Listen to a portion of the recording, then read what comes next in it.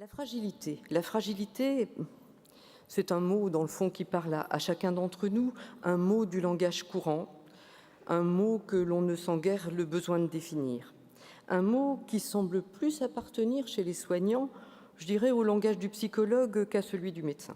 Pourtant, c'est bien comme médecin que je vais me situer.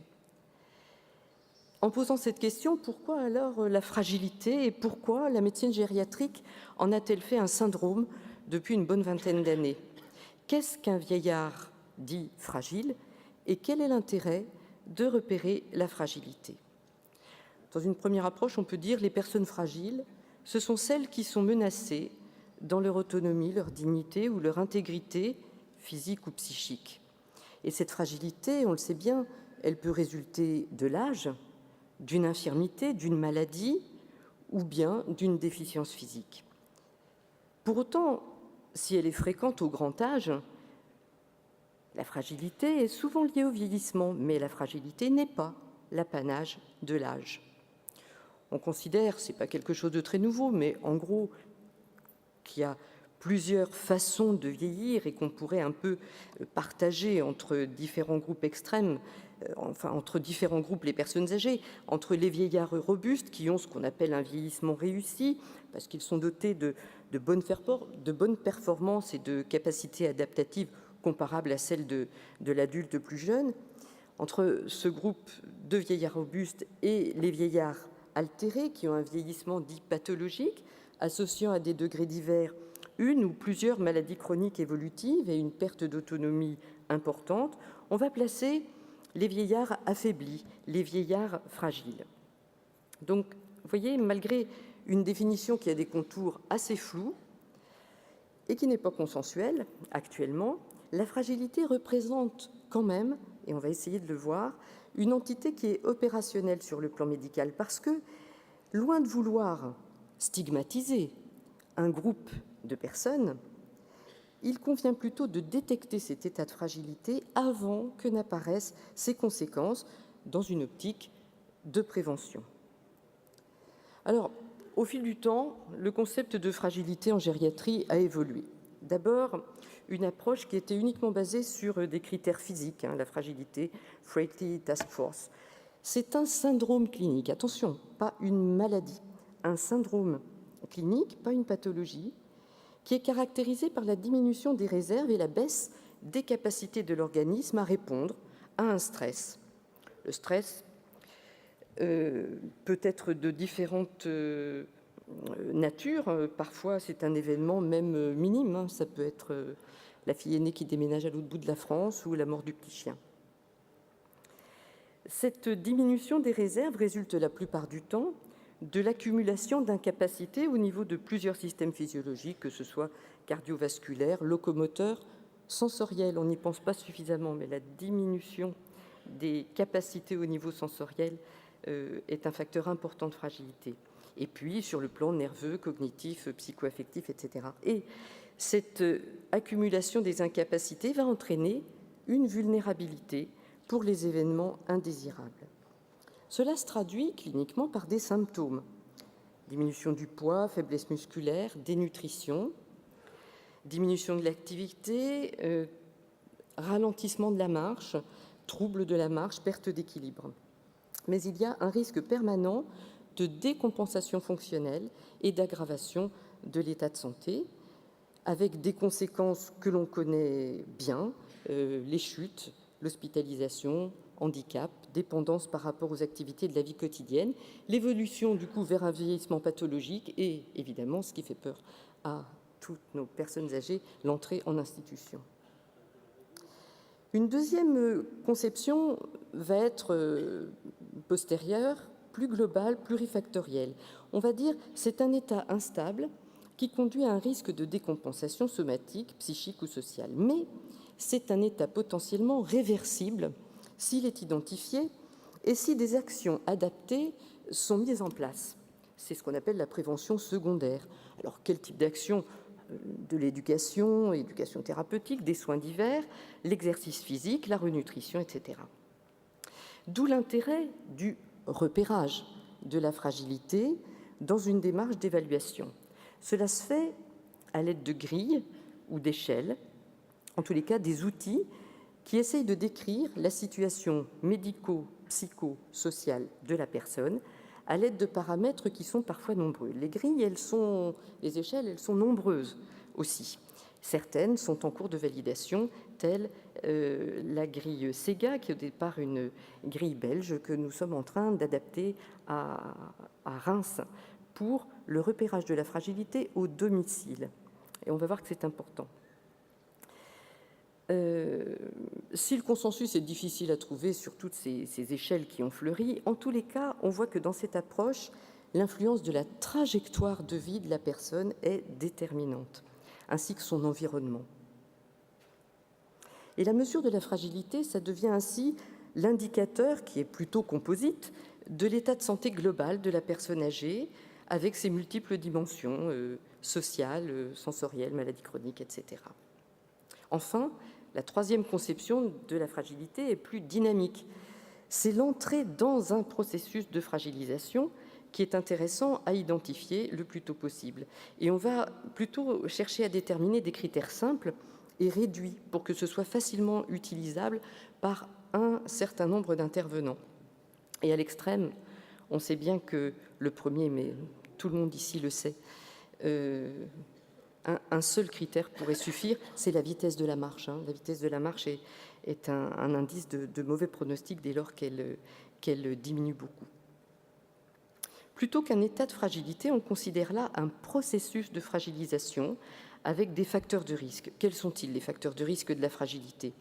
L'âge qui avance, notamment au-dessus de 85 ans, la dénutrition, les troubles cognitifs, la perte d'autonomie fonctionnelle, la polymédication, parce que ça traduit aussi une polypathologie, les déficits sensoriels, j'en ai parlé déjà, les chutes répétées, l'alitement, l'incontinence, mais ça peut être aussi la dépression ou des problèmes sociaux tels que l'isolement, l'absence de proches référents, et aussi, bien sûr, on n'en parle pas beaucoup, les problèmes financiers.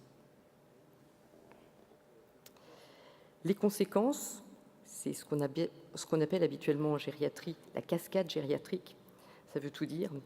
Les conséquences sont une diminution des capacités d'adaptation et des capacités à faire face, ce fameux coping des Américains, le faire face, la résilience sur le plan psychologique, on dira plutôt.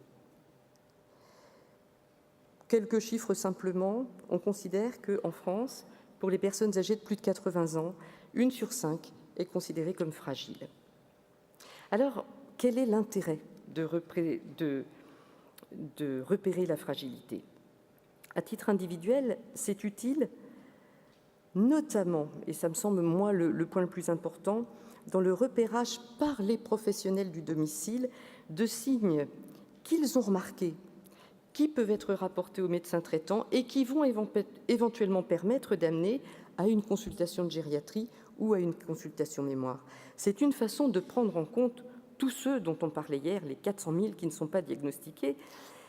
Les professionnels du domicile, que ce soit la directrice du CLIC, l'aide-soignante du SIAD, l'infirmière libérale, peut-être plus que le médecin traitant, parce qu'elle passe auprès du malade plus de temps, repère des choses, repère des changements. C'est important qu'elle puisse disposer d'outils un peu objectifs pour en parler au médecin traitant qui, lui, sait après ce qu'il doit en faire.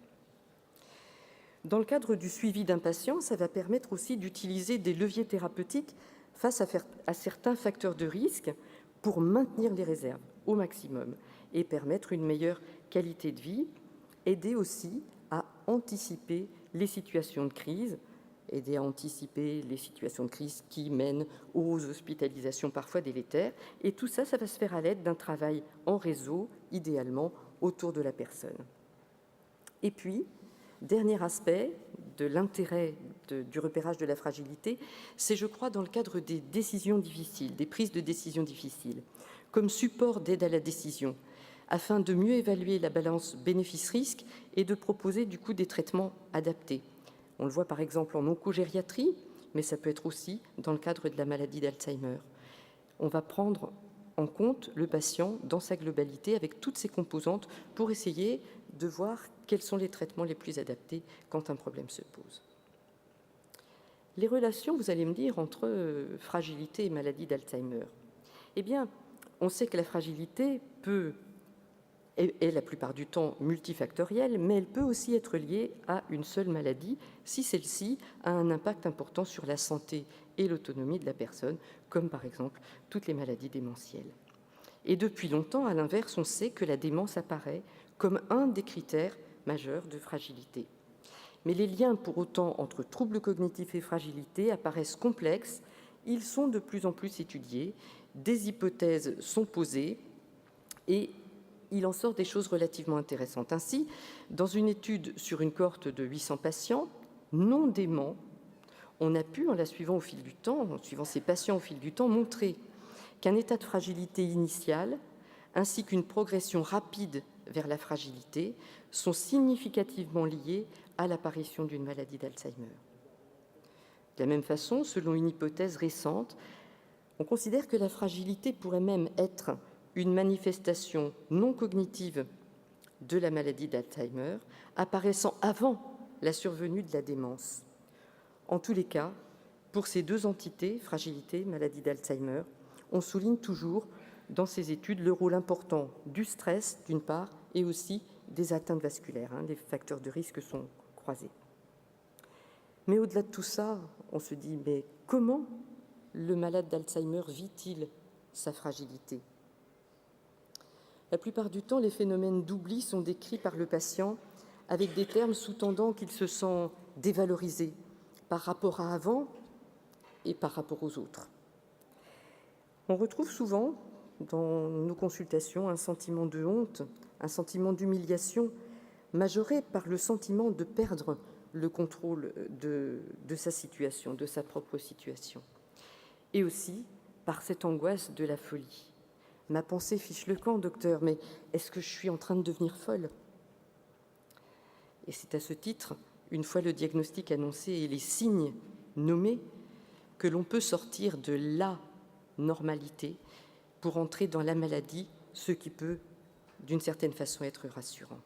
Car plus que des oublis, le malade vit la perte de son histoire comme une menace qui pèse sur son présent, sur son avenir, et puis parce que les blessures actuelles viennent parfois réactiver celles du passé.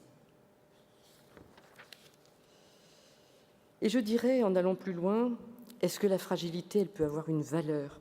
Je crois que oui.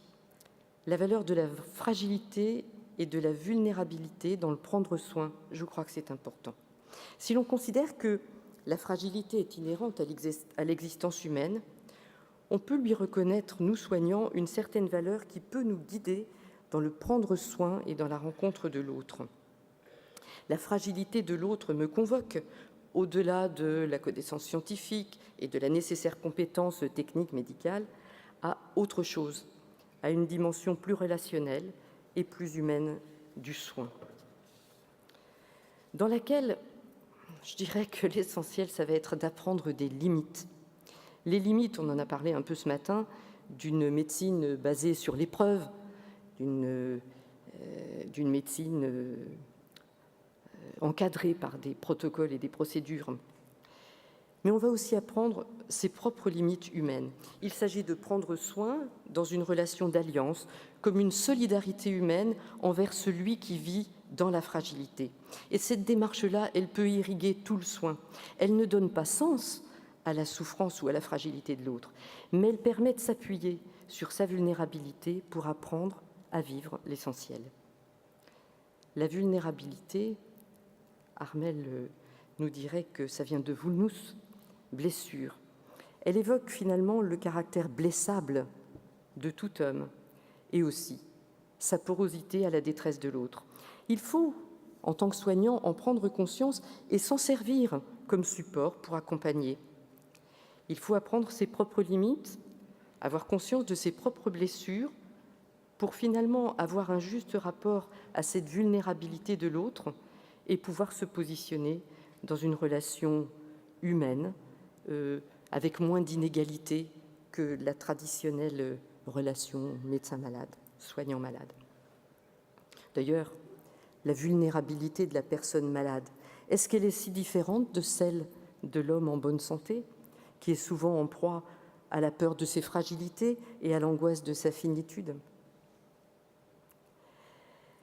Sa propre fragilité n'est pas si simple à accepter pour un soignant, pour un médecin. D'abord, il faut bien comprendre qu'elle n'est pas synonyme d'incompétence ni de manque de professionnalisme. Mais si on l'accepte,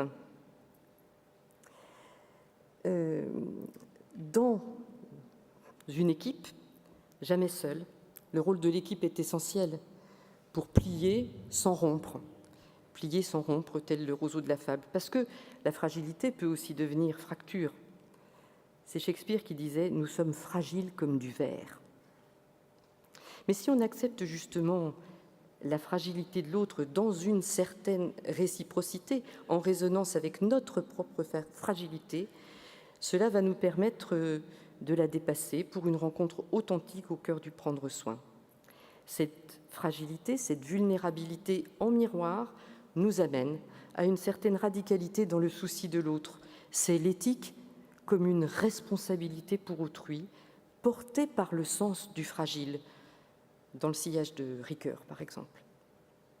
Dans cette optique, une annonce de diagnostic pour toute maladie grave, mais plus encore en cas de maladie d'Alzheimer, constitue impérativement, de la part du médecin et de l'équipe soignante, un engagement de soutien et d'accompagnement pour le patient et pour son entourage proche, dans ce qu'ils vont avoir à vivre, forcément fragilisé et dans la durée. Je vous remercie.